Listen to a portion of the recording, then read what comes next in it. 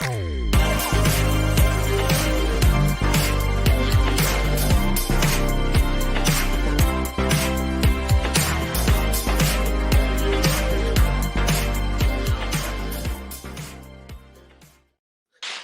and welcome to Nerd in Motion. I'm John, and we have a special guest, which is Richard from Challenge the Road. Welcome, Richard. How are you?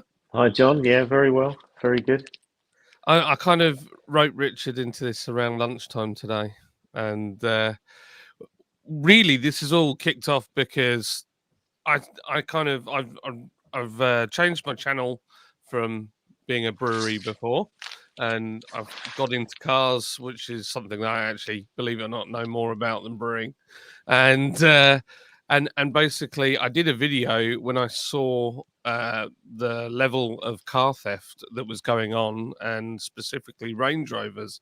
And then I saw, when I looked into it a bit more, yourself well, Richard, you were really going into it in much sort of finer depth and contacting directly Jaguar Land Rover Group, which, is certainly commendable.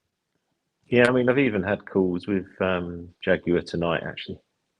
Really? Wow, that's the press. Yeah, so that's how, I'm not really going to give up. And also, they want to do things. So, yeah, I mean, I had a 40-minute call earlier.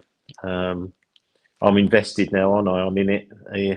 So, and obviously having, selling my original Range Rover, because I saw they were dropping a lot in price, and obviously my sort of channel and skill is picking cars at the end of the depreciation curve, and then either appreciating or not costing me too much to run. And I've sort of always kept that, because I always tended to have the best car I could have for as much money I could afford, if you know what I mean. Yeah, 100%. So, I remember running Subarus, and sort of, it would be whatever that monthly cost would obviously be as high as it could be to have that McRae series or whatever I loved. Oh man, I've had a few Subarus. I had a Legacy Turbo, and that was a pretty fun car. And I briefly had a Mark 1. It was an RA. Yeah.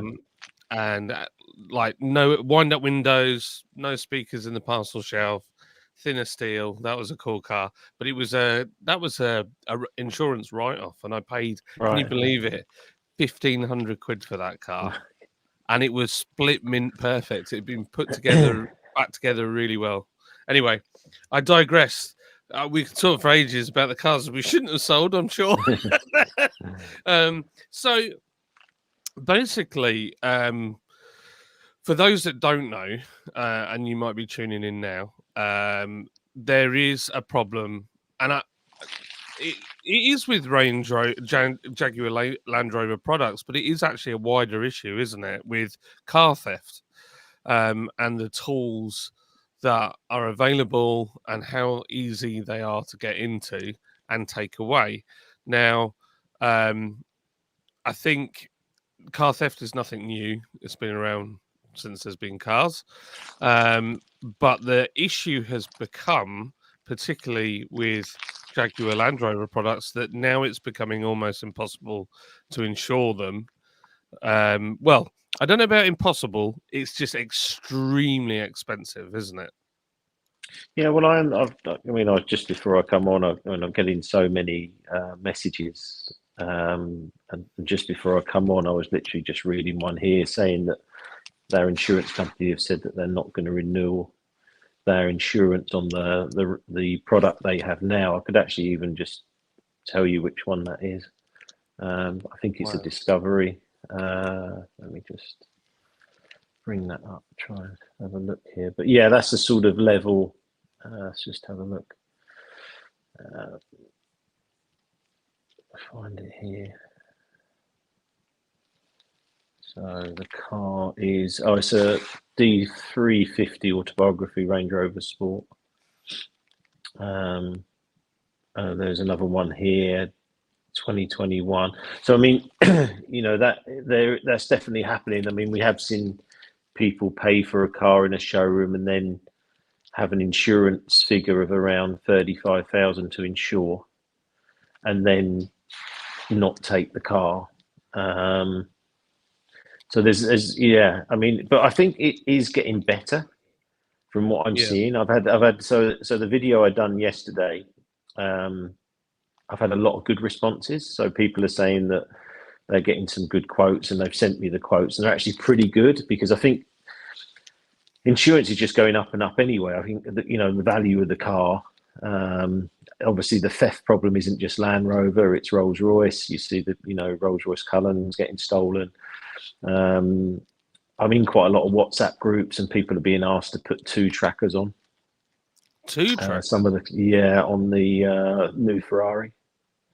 Oh wow. Perasangway. So they're being asked to put 2 trackers on. So say it's not just Land Rover. I think that what I was trying to get to was obviously that JLR had their own insurance and then stopped it, which was a big worry. But now they've brought that back, and I think they are seeing a big increase in people being able to use that. But it doesn't seem to be everyone, which I find, and that's what I spoke to them about tonight. I said it would be nice. I don't know. It just feels wrong if you've had a Range Rover or whatever, an Evoque for 5 years, and then you can't insure it. That doesn't sit right, does it? Well, it gets you blur some lines. If you're selling a product that is what you say it is and what you say it can do, and when it comes to cars, it's kind of, if you're buying a brand new car, it's a given that you're going to be able to insure that car, that you're going to be able to make that car legal throughout Well, its I've life. never thought about getting an insurance quote before I went in the showroom. I would always purchase the car, go there on the day, and go, "Hi, Mr. Insurance. I've now swapped to whatever that car is," and I would never been expected someone to say, "Well, actually, we don't insure that vehicle." It would be a bit of a shock, and then have to try and move round. And I know at one stage with some of the checks I was doing that there was, I think, 40 insurance companies that would insure Land Rover, and that went down to 3 at one stage. 3, just So, 3 in the, is that, so that's for the whole of the UK as well? No, that was just one very, very big insurance company that I use, one of the biggest in the world, and they were down to 3 brokers that would cover a Land Rover vehicle from 40. So I've actually got a call with them this week as well, just to go through to say, look, has that improved? I mean, I don't know, maybe there's a massive overreaction as well, and they just thought, well, we'll just lock up shop. Well, yeah, which I mean, can happen, and then they suddenly realise that they've got to try and do something because there's a lot of Land Rovers on the road. well, yeah, I mean, yeah, you can't just leave a bunch of people that have bought the product in a place where they just can't insure it. It's just insane. What about? So I got a lot of questions about people making suggestions on what you should do for your security. I'll stick it up on screen now. These are literally just in the comments, and I thought we could go through a few of these on really what your thoughts are, because I know what mine are. With some of this stuff, I just think it's. And I've had some sort of interesting updates that I gave to Jaguar Land Rover tonight, actually. All right. Where and these are really sort of weird things. I need to look into them more, because obviously I've had over 1,000 different messages and comments and bits. But one was that they will charge you or won't insure you if you've got locking wheel nuts. It Yeah. was one thing, and I don't even know them locking wheel nuts were from Land Rover, but obviously I don't really understand. And then there was one where they were saying they didn't want them to use stuff like steering locks, It was basically anything that wasn't really, even though these were, I think, Fatcham approved by Halfords, they still didn't want that. So it was, and then they had a Ghost 2, and they said that if you've got a Ghost 2, your insurance would double. What? So I've got a call with the head of Auto Watch tomorrow because he doesn't understand why his product is now being potentially penalised. And this guy got in touch with me. He's actually got 15 Land Rovers for his personal, but also for his businesses. So he runs older Land Rovers along the estates, and so he was just a bit shocked because he'd put like 15 Ghost 2s on the vehicles. But See, I don't know if it's because the insurance companies, in some ways want to. Well, I don't know if I mean, you feel like you're being penalised for adding more security. That's the crazy thing. well, I mean, see, this is the thing. So with this video, when it went crazy, the interesting thing is there's a lot of fallacies out there as well. So I mean, one guy commented, by far the best way of avoiding your Range Rover from getting stolen is never to buy one, which is a bit of a harsh thing to say, but at the moment I think that is the big problem where we're at, because with this being like this, I worry that and I think you've said this multiple times actually, that there's people that have supported the brand for a long time, and they're in a position now where they might have to move, and they might not want to ever buy another one, which I think is I tough. was gonna go back to buy a Range Rover, and when I spoke to them tonight, I did say that probably you'll find if I buy one, then most people will. But at the moment, I haven't got one, and because I don't want to get caught out, but I do. From the calls I've had like tonight, I think it is very positive, and I do feel you have reactions to stuff. Like you imagine they keep raising and raising interest rates, and they raise them till everyone gets to the point they think, I can't handle this anymore. If you look back in the old days, when I remember being with my dad on the golf course, and they raised them like 2% and then like another 2%, and it was like 14 or 15%, and people were shooting themselves. And I remember my dad saying to me, Richard, I'm out of business, because it's just, you can't carry it. And then suddenly they lowered them back down. But then I feel like it's a bit of a tipping point with that, maybe with this insurance, where they've had the reaction. Then Range Rover have put in this security enhancement, which is there to keep, the thefts coming down, which I'm hearing they are.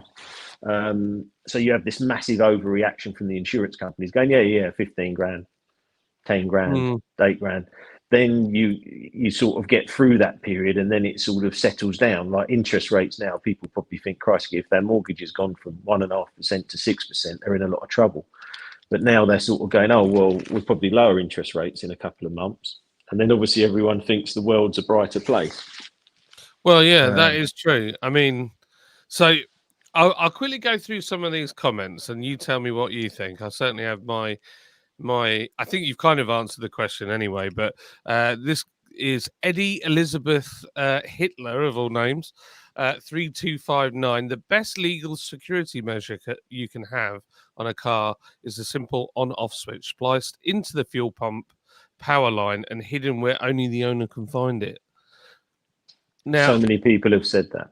That has been the one I have just seen over and over, and loads of people have talked about how they've had these switches or they've put them on.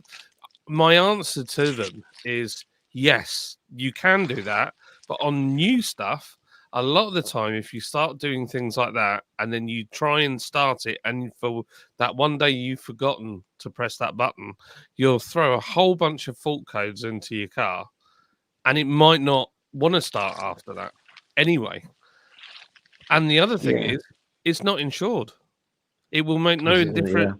It won't make any difference to the problem. Yeah, okay, they might not be able to take it, but it's not going to help your insurance policy price, which is ultimately the issue. Mm. I mean, I think it's. I said to JLR tonight, really, I said that with your own insurance, it would be nice if you gave us the correct steps that you accept cars with. So are you saying that you want the car to have, I don't know, a steering lock, a additional ghost, or what do you say? You need to bring us, tell us where the party is, because otherwise people are just going to go out getting security stuff. I mean, some people, like I said, he's got ghosts, he's got steering locks, he's got wheel nut locks, he's got every type of thing on there, and yet he's still being heavily penalised. The fuel pump thing, I think the problem with that is that also you've got a lot of hybrids, so they start up off battery anyway. So I'm not sure that would overly help with the fuel line issue, because if they've got some charge in there, it's still going to start. And like you said, it's never going to really get approved, is it? So no, that's it. There's another one, Chalk Farm, Mr. Cars Quadso 1664. That's one heck of a name. You can't beat a decent crook lock and an aftermarket immobilizer if you want to keep your car. The manufacturers don't care; they will just sell you another car. So there's 2 points in that. For me, the crook lock and an aftermarket immobilizer. The crook lock, I don't think really does anything other than maybe add 30 seconds to your theft time. And an aftermarket immobilizer, I don't necessarily think is a bad thing. If you've got a proper one like everybody says Ghost. I mean, I hear it all the time in all the comments. Lots of people, what do you think of Ghost? What do you think of Ghost? Now, in fact, Lewis is in the comments, who I made the video with on. Lewis is pretty clued up. He's at the OBD company now. Lewis trains people how to fit various immobilizer systems. We tried not to put any brands in there because we didn't want to allude to one being better than the other, because I haven't tried them. So that's something I certainly want to go and look into further. But Lewis, he makes a very valid point, which is, you can have the best immobilizer in the world, but if it's not fitted properly and in a correct way, then let's say you do every single fit the same, because the thieves will just start to work out the pattern that you do. So that's important. As for the manufacturers, don't care; they'll just sell you another car. What's your thoughts on that, Richard? I think that they do care. I think it's just more a case of they probably. I'll give you an example. If you're going to do this security enhancement, and it's from 2018 to 2022, and you're selling 400,000 cars a year, and you write a letter to everyone to say, could you bring your car in, please, because we want to do this security update that takes, I don't know, 4-6 hours to do. Well, the dealers can't handle it, can they? No.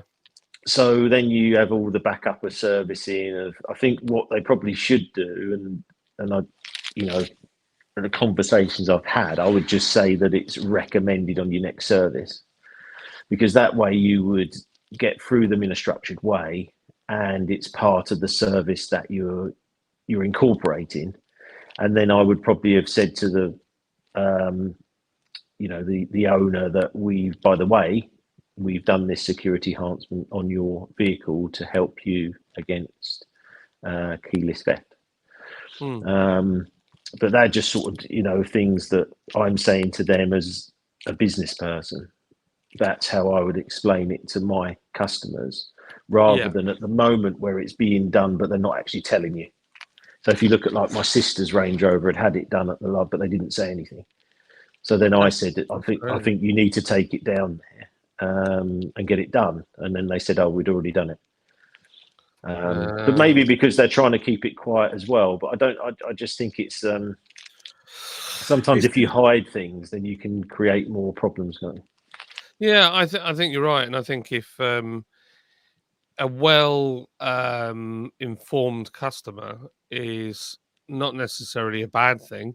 You know, I guess the side to it is they'd probably be worried about legal action from customers, but then the other side is a lot of customers will understand how clever. Well, I hope that video that I did with Lewis kind of shows people how good they are now at car theft. It's not how it was back in the day where you could just pull the hazard light switch on a Astra and turn it upside down and turn the ignition on. It just isn't that anymore. So I think I agree with you. I think that a bit of transparency isn't necessarily a bad thing. We've got a comment from Miss Natalie 555555. She says, "Would an Subaru. old yeah, no, that's exactly what I thought. Would an old-fashioned stop lock on your steering wheel help, or hiding an AirTag in your car? Just a suggestion. I have stop locks on my car now. Um, it's the same thing. It will slow them down.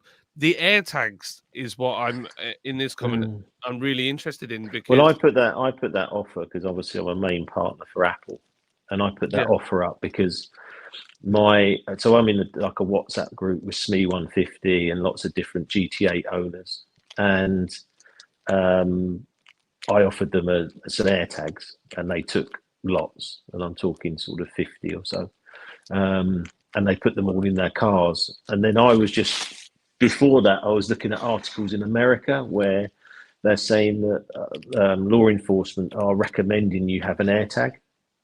Oh wow! In America, so that's why I probably didn't do it enough on there. But I put a link on one of the videos to AirTags at sort of 20% off from Apple's prices. But basically, I was doing them at the cost of what it come to me because I just felt like, we want people to be as secure as possible. But these AirTags are very useful because you can get the pack of 4. And I use them in different things like the children's school bags. They're in all my mowers, cars, all my machinery, and they're just very useful. Now I know there's the problem there that obviously they do send a sound notification, but you still got to find it. I had one guy put 4 in his Range Rover. The thing is, so if they find one, they find one. They got to find another one. But I do like that idea of AirTag. I know there's an Android one as well. I'm trying to think what it's called, but obviously the AirTag is only for iPhone. I think it's certainly another layer of knowing where your car is. So if the police do attend, and I mean, this sounds really skeptical now, because I know the police try their hardest with it, but a lot of the time, there's absolutely nothing that they can do. I'm not sure with the police though. The problem is that, and this is some talks with JLR today. I think that because it's not a violent theft, it's not maybe as policed as much as we would like. I think that the only problem I see going forward is that if you're taking off the ability for these transmitters, then they're going to come in your house. That's your next sort of one up from that, which is I have seen videos about how I didn't put them up because it's not so much for me, but we are seeing that, and that's I have a lot of comments on that saying, well, if we take it off, then are we more vulnerable? Which potentially you are, but obviously it's more high risk for them. Because at the moment it's very, very low risk, really. All they're really looking for is cameras, and they can just have a hoodie and whatever, and the camera's not really going to pick up much. I doubt a lot of these people are being caught, if I'm honest. Well, I mean, unless they're really sloppy and they make a mistake, it's highly unlikely. It's the same old thing. I've got security cameras all over my house, but what's the best it's going to get is somebody with a mask on a hoodie up, or it's only really any good if it sort of gets you to wake up and shoo them away potentially, or they make a mistake. I've got cameras. Like, because we've got a lot of lakes, a lot of different property.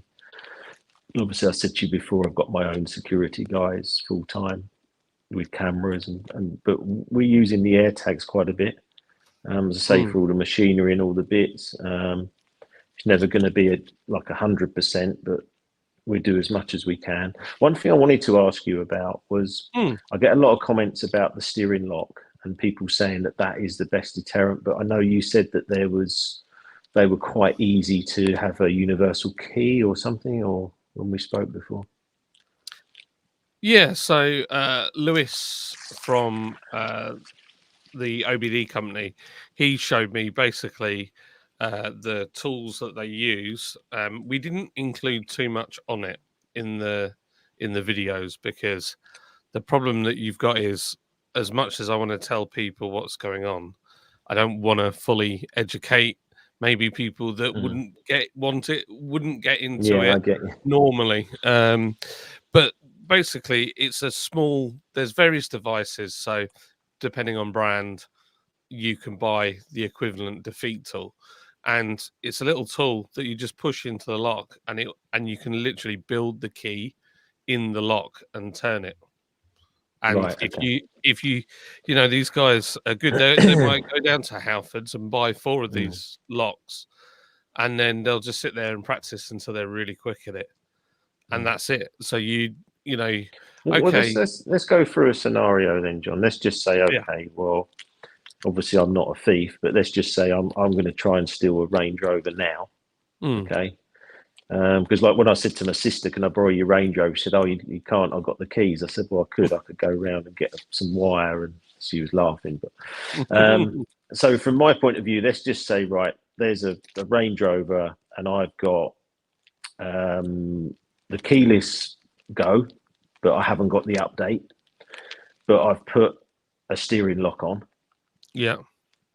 So I think, well, I've done quite a bit. So I've put this steering lock on. The keys are in my house, so they're going to come round, virtually use the wiring system, whatever they use, and then they're going to get in the car, and they're going to face the steering lock. So we're basically saying that if they're pretty clued up, that's probably going to take a minute or longer, or just I would have said to 30 get that seconds. 30 seconds to get that. So 30 seconds. so with a steering lock, if they're really clued up, and probably if they're not so clued up, maybe they wouldn't get it. I don't know, but if they saw a steering lock on there, they know they've got to do that, haven't they? It's not difficult to see. I mean, it's a big yellow massive thing on the steering wheel. So then I go, right, what we're going to do? I've now done the recall.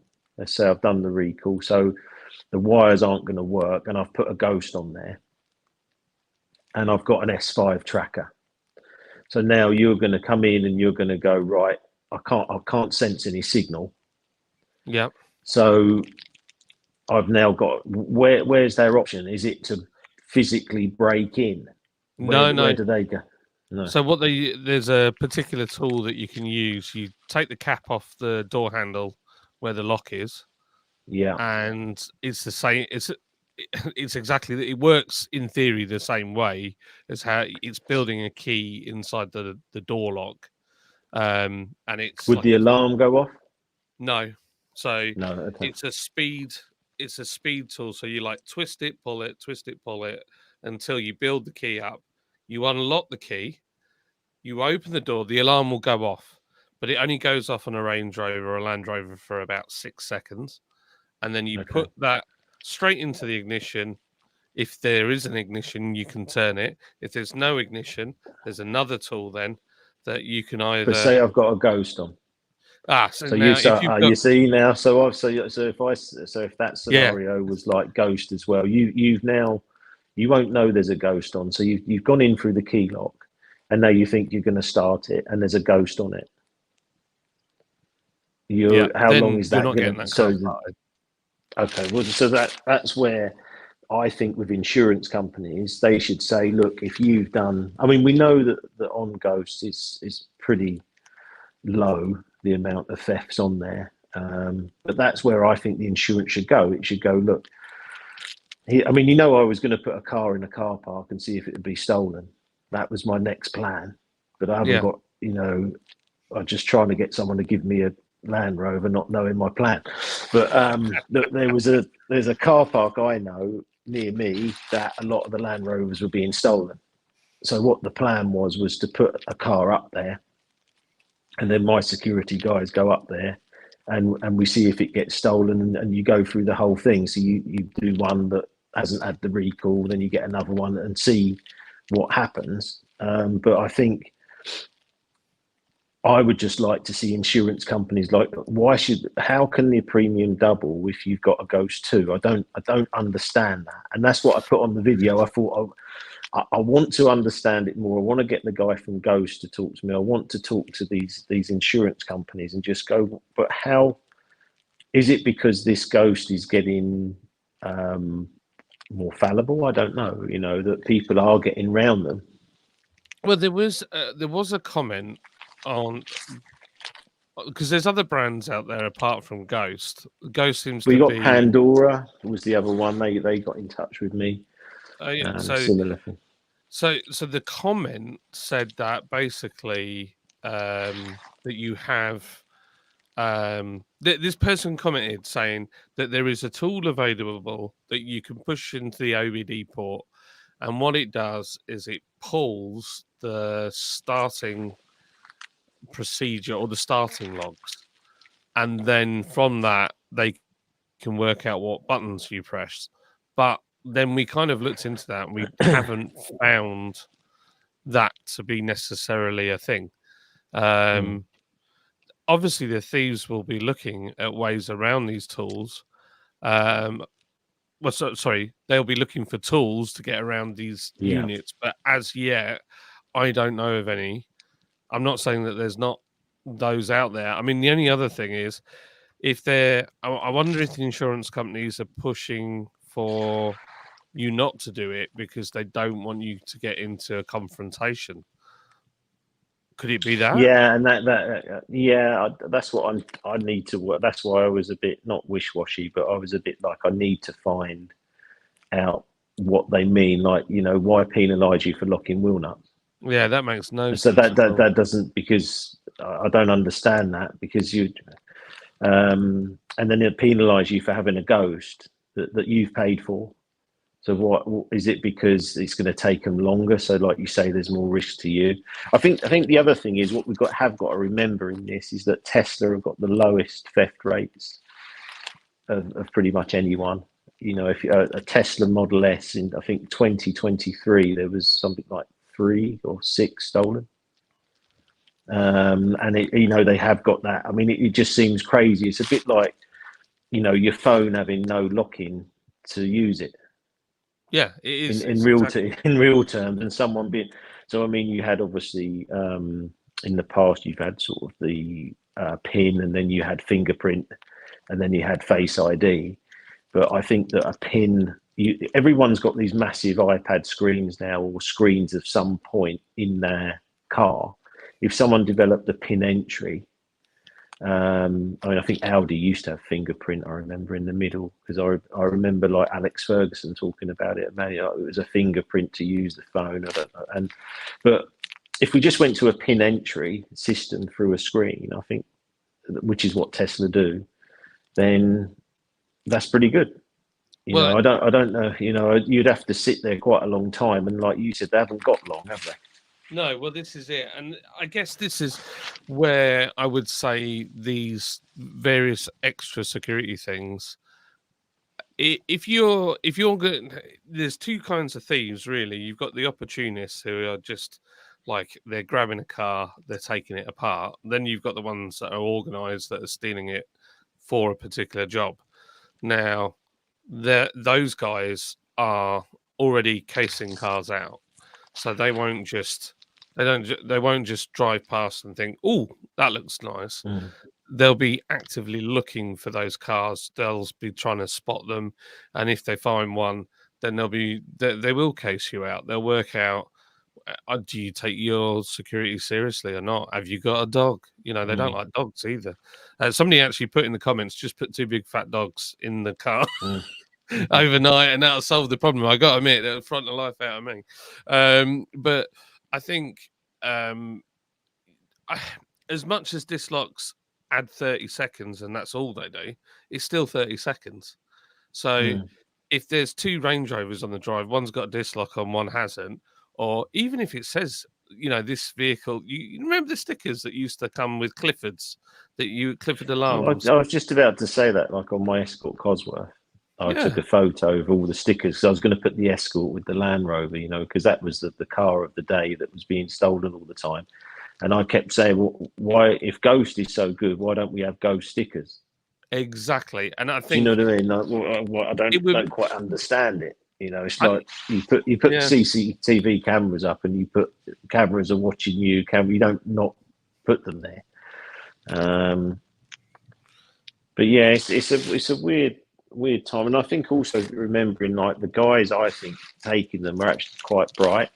I mm, don't think they're, because when you're taking these cars, I think you've got to have a reasonable tech level in what you're yeah, doing. Do you know what I mean? yeah, And so these aren't just people just sort of turning up. Not they're quite bright in what they're doing, and when you see the speed, you saw that the new Hyundai Iconic 5 stolen in 5 seconds. that's insane. That's rapid. And that car's now got to have some sort of updates, because that in London is just going boom, boom, boom. It's Um, it's the only thing, the skeptic in me wonders, manufacturers are obviously not daft. They can build an engine that does all sorts of fantastic stuff, and yet they can't seem to stop a car from getting stolen. And then an outsider like Tesla comes along, builds a car, first go, and they're not getting nicked because and it's not, you couldn't say, well, Teslas aren't popular, because they are massively popular. And they are quite an iconic car, I guess, in some respects, for the people that own them, love having a Tesla. It's I think it's a nickable product.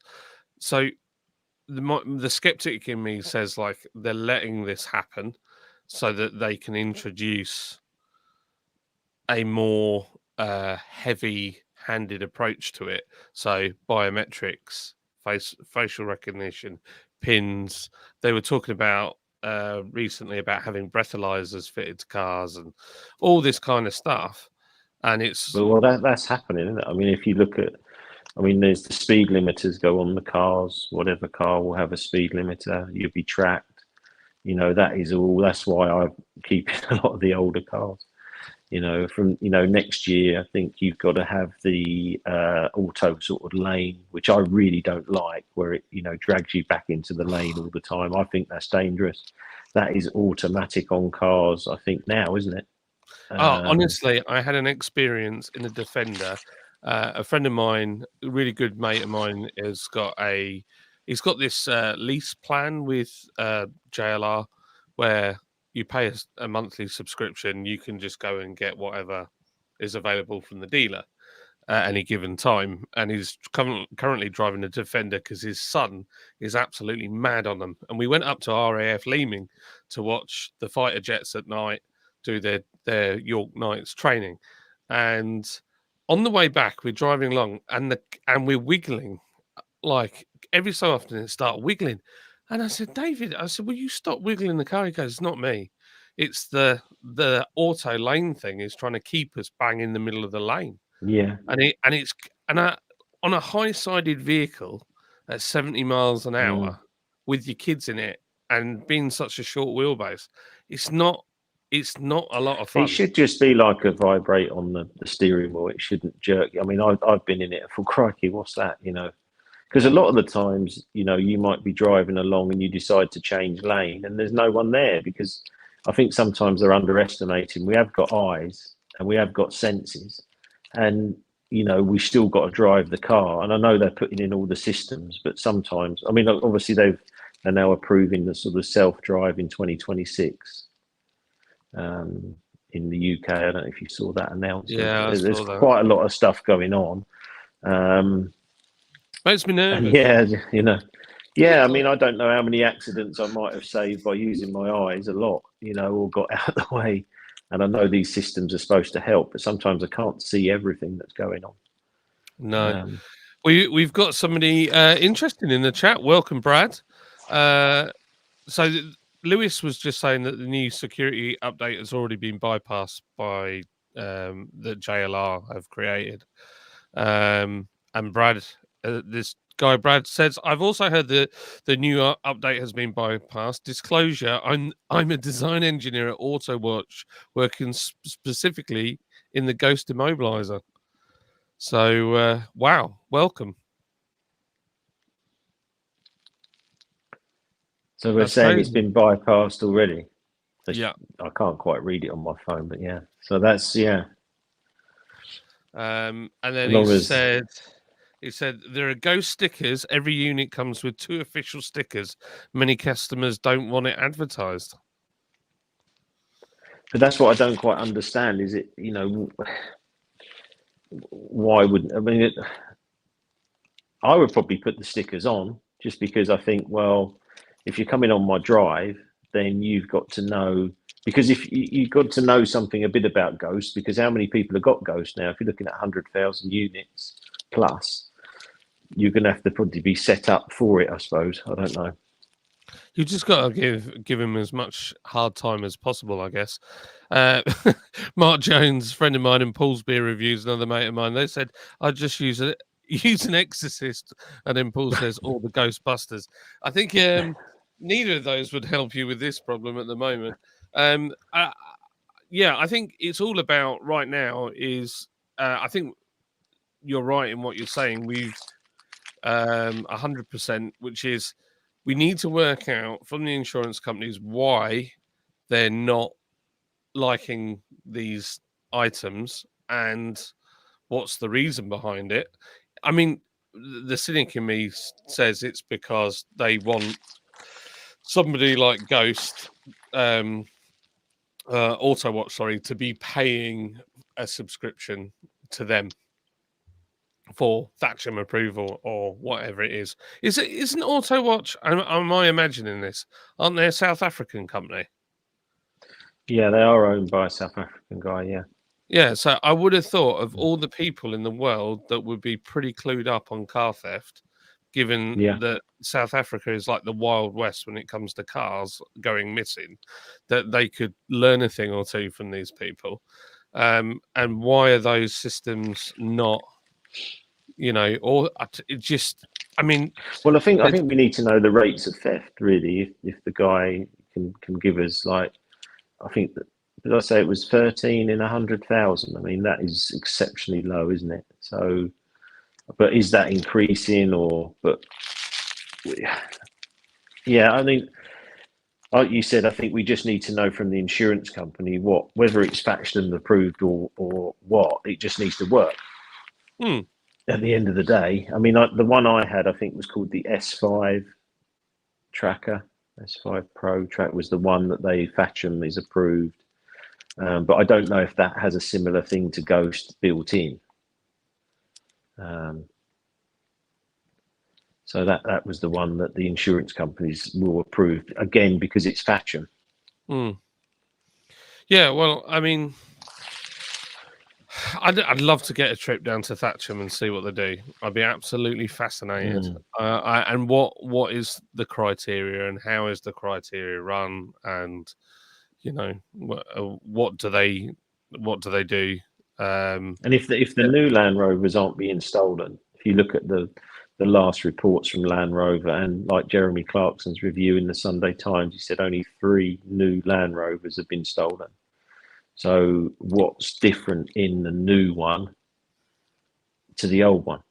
And can we have that security level in the older models is my question for them. Yeah, 100%. And like I say, yeah, it's because there was somebody else. I wish I've got the comment up, who was like, so when I did the video with Lewis,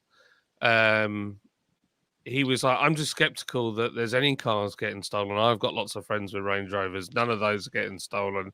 Some are in London. I don't think it's as bad. I think you're just trying to sell us immobilizer tools. I've got quite a few friends who are in the England rugby team, and one had 2 stolen in 2 weeks. 2 stolen in 2 weeks. What? So it's definitely out. And I've got other friends in sports, and theirs are being stolen.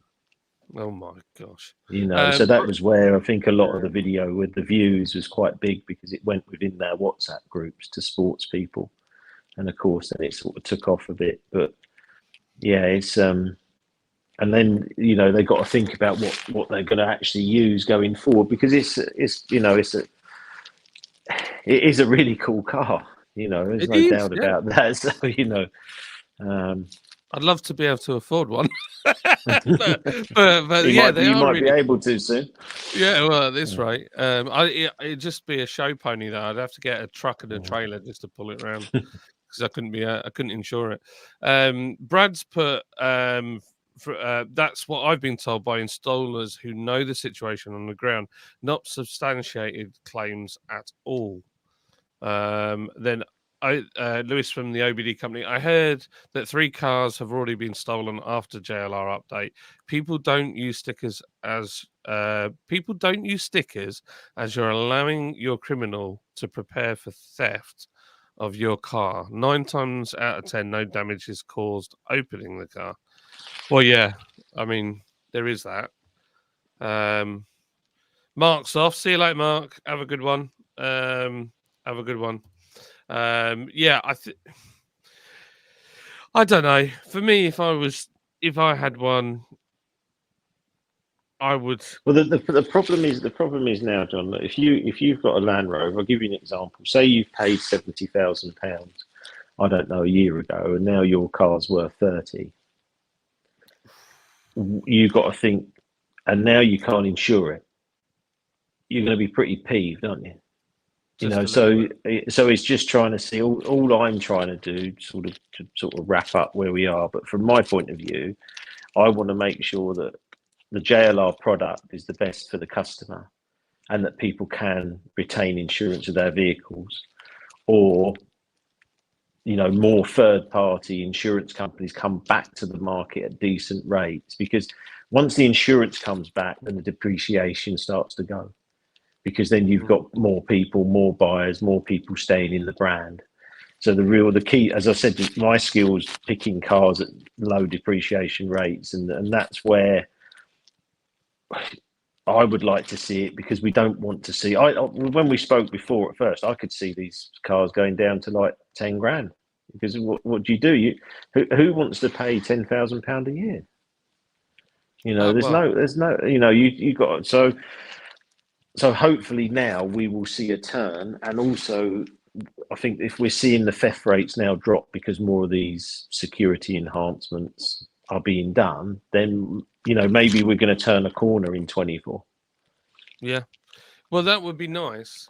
What I'm going to do is I'm going to put a poll on my community tab for people, and we're gonna ask people, ideally who are Jaguar Land Rover customers, and all I want to know is if you're happy with the response so far from JLR to put things right, essentially, or do you want more? And I think we'll see what comes of that and see what people think. Richard, I think you're doing a great job. I think there's not many people that would just, put themselves out there and be like, right, we can't just let this happen, and try and find an actual solution for people that own these cars. I think, yeah, you're doing a great job, and it's really encouraging, actually, on a positive note, that obviously Jaguar Land Rover, which is a product that we know and love, is actually in conversation with you, because that's a fantastic place to be. It's very difficult, isn't it? I mean, gosh, if you tried to talk to the, I don't know, director of YouTube, the CEO of YouTube, you'd have no chance. So it's fantastic that they have come back and they are listening to the customers. They've just got to do a little bit more. And my background, just so people know, I grew up on Jags. My uncle Chris he was always restoring Jags. There's old family videos of me riding around in a Mark 1 2.4 with spats and a Jaggery type roadster that he completely restored. And yeah, Jags have always been something that we've had in our family. So I would be gutted to see them go. I haven't had I've had one Range Rover. I've had a P38 last one of the P38s with the big wheels, and it was metallic burgundy. It was like a Nightfire red Vogue. It was, and I thought I was the dog's dinner driving that around. I think the nice thing with YouTube, and see, I always feel like social media for me was a place that you could, raise your voice. Good or bad, what your opinion is your opinion, and we all respect that. And then the reason for YouTube was to be able to learn, and that's why I used it. I play a lot of golf, I do a lot of, and I was always, watching YouTube to learn. I mean, if I'd had it when I was like bloody 16, I'd have been some golfer, I know that. But you could use it to learn. And what I've learned from it in my situation is more that it was interesting, because everyone said, "Oh, little Richard Grove, you won't get anywhere. Why would they ever come back to you?" But well, they did. So, and I'm having interesting conversations, and they really want to. They say they want to be a company that is thought that people can talk to them, and that's just been really nice, because obviously I was worried, because when you put 14 days out there, you start to think, "Oh Christ, what the hell am I going to do if they don't respond?" Because I'm going to look like an idiot, and that was nice, and it just shows that you can build things if you go about things in the right way, which I said all along. I'm fairly successful when I've done it sort of my way, and my way is quite a friendly way of doing things, and is very open. So yeah, I'm pretty pleased. You're doing a stellar job, and I'm enjoying getting back into the sort of more technical side of cars. I've been out of the trade for a little while, messing with beer, so I've really enjoyed this, and it is something that I know about. Brad, in the comments, if you're still watching, I would love to come and see what you guys are doing at Auto Watch and learn a bit more about it. If you want to chat or collab, look us up on Instagram, The Nerd in Motion. I think me and Lewis are going to be doing a bit more. You can also watch the documentary that we did, me and Lewis at the OBD company, over on his channel as well. It's a slightly different edit, but it's the same video. So go and check his channel out. And obviously go and see Richard's channel, Challenge the Road. And Richard's got far more interesting stuff than I have. But go and check out his cars and videos, and I mean, you do all sorts of stuff. The other day you were teaching people how to balance wheels, and I was like, that's something people take for granted. But the amount of times I've got in cars, I'm like, oh, why has nobody balanced the wheels properly? Or I've seen it loads of times where it's a front wheel drive car, and they put the ones on the back, and they leave them with 5 grams. They're like, "Oh, it's close enough." It does my head in, and you're getting it shakes. It's always difficult, YouTube, because you do a video like that, and it takes a huge amount of time and costs a lot of money. You have to get, cameraman and all that, and you do it, and you get, say, I don't know, 1,200 views, 1,300 views, and then you do a video on something on a camera in your office, and you get 100,000 views. But I won't stop doing the car stuff, because that's what I want to do. I mean, if you look at the McLaren video I done, I mean, I had 2 guys with me. It cost, £1,000 to do minimum without my own time, because there was a lot of editing. There was a lot of stuff to do on that video, and obviously I do all the editing myself, which takes time. And okay, yeah, it's got 3,000-4,000 views, and I want to carry on doing diverse stuff, because that's what I enjoy. Anything to do with cars, Or I like driving my ride-on mower. It doesn't really matter to me, and I want to carry on doing everything about vehicles. That's awesome. It's a passion. You can tell you're passionate about cars. You're probably like me. If you cut me in half, Well, my parents used to say, if you cut me in half, I'd have car written on the inside. I just love them. Well, it's like And the Vantage project now, that I I'm was doing, with the literally going to raffle. ask Yeah, you. with the raffle. Yeah, tell Yeah, so people mate, I about the mean, I raffle I'm just entering. no, so I just woke up one morning and said, right, and this was sort of after COVID and stuff. I said, right, I'm building my own car because I've just had enough of other people's, and I've been working on that Vantage project, and now to do the raffles, it's just energized me so much because it means that I've got a guaranteed owner of the car. They could become part of a Challenge the Road club. I'm going to insure it for 3 years, store it for 3 years, pay everything on that car. So, because, I had a look at the raffle situation, and really, most of the time, you end up just taking the money or whatever, 75% of the money or whatever. But really, you really wanted the car. But if once you get the car, you get a headache. So if I can take that headache away and go, no, it's still there, come to our events, drive it to our events, and I think that's really positive for me. I feel like I'm invigorated now because I'm actually making a video and building a car that could be for you. I'm entering, just so you know. I'm going to be in that competition. It'll be like this set will look even less amateur. It'll all be gone because it'll all be on eBay. We'll be trying to buy tickets. I think it's a great project. It's so true. You see these competitions, and they full well that they can't do anything with that car. There's a lot of the competitions I've seen where they've kind of changed the car to make them like either a classic where it's easy to insure them, or it's like, I don't know, a transit van that's pimped out a little bit. This Aston I'm doing, I'm telling you now, it's going to be something special with the green. This new PPF colour I can do with the green, all new stuff, the suspension, the way it's going to look, it's the nuts. And I've had so many people want to enter it now. I said, but I'm still trying to build the raffle website. I was having calls earlier saying you need to hurry up because we got to raffle the car. I'm like, okay, Richard, when do you need it by? Well, probably a couple of weeks. And I didn't hear anything. I went, hello. But I want to crack on because I'm buying the V12 tomorrow. Wow. The PPF people, Sam, my guy, he's Supercars of Kent, is a great guy, and he's going to do all that. And then, and I will raffle a few more. I mean, I've got literally my pad here. I will raffle the GT4 Celica, and I'm probably going to do the 22B or the GTR. Wow. So, because I want people to enjoy the cars, I've had so much enjoyment from the cars over the years, and if we can do that, and people go on that journey, isn't it? And I love that journey of buying them on the auction, then cleaning them all, and then doing bits. So. I couldn't be happier about that. Somebody said to me, what would you like to do with the channel now you're doing cars?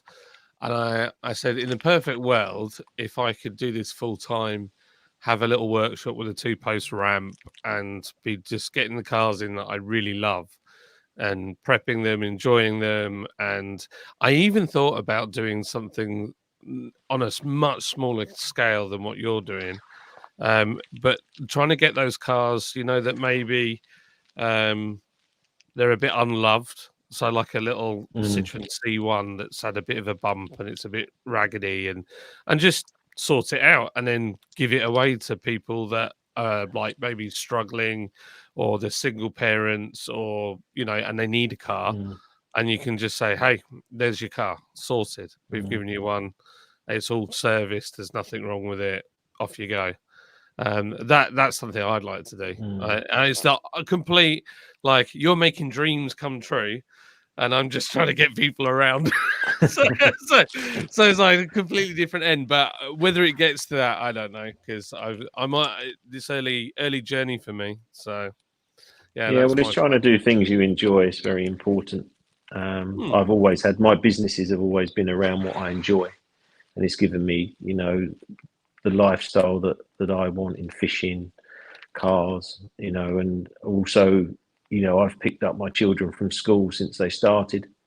So, I made a lot of changes in my life that I was traveling all the time, and I just said, I'm not doing it anymore. When my first daughter was born, I pick them up from school 4 times a week. That's why I liked the van, because it was 3 seats in the front. I could talk to them. There's a lot of stuff I do that it's not so much around money. It's more around making sure that you have the lifestyle that you enjoy because your life is so short. 100%. With you wholeheartedly. Part of why I'm not working at the company that I built, the Lord's Brewing Company, I want to be. It's that being present in the moment for me, not thinking about everything else. When my kids are like, "Dad," like Kobe's just got into Airfix models.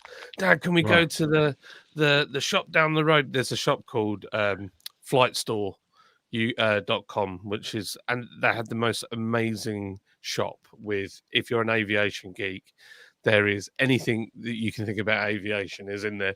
So we were in there for an hour this afternoon just looking for Airfix models because he really wanted a bigger Airfix model because he'd just done the Nighthawk and he was like, I want to do a bigger one. So and I'm loving the fact that I've got time to do that now where I just didn't before. And you have to Well, make those changes.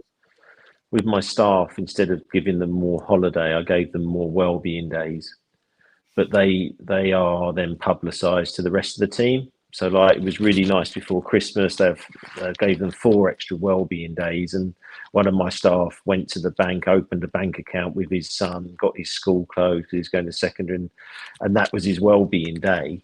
But it's giving people that time. I know if that had been like a holiday day, it wouldn't have the same impact. And then it impacts other staff to think, oh, what can I do that's, so some of them with their well-being day, they might go with their daughter and do a long walk or go to the places they want to go. So, and people remember that type of thing. That's the key, is what can you remember, 100%. I don't remember any of the big phone deals we've done, but I remember a lot of the nights out and fancy dress, and our staff, all they talk about is the nights out and fancy dress and the dancing and fun and chatting, and that's what they remember. They don't remember upgrading someone with 200 iPhones. So. Yeah, it's true. It's 100% true. Well, look, Richard, Okay. I think we'll round it off here. Thank you everybody for watching. And Paul and Mark have been messing around in the comments all the way through. Absolute legends. Love you guys.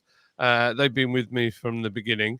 And we've also got, thank you for Lewis, Brad, who first time commenting. We've got Sharky in from California. Sorry, Sharky, I didn't get to all your comments, mate. We also, a guy called Ian Tabor, actually, I'll quickly put this up. Check out the number of RAV4s stolen, number 1 in France and the Netherlands.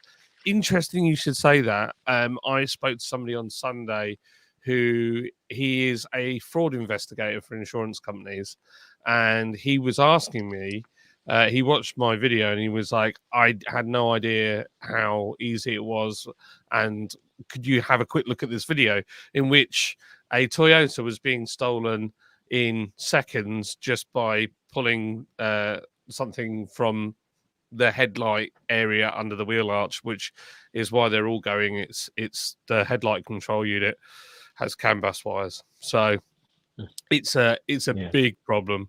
So this is not just, I know we're specifically talking about JLR. It's not bashing just on JLR. This is a big problem. Other manufacturers have got issues. It's just this particular one.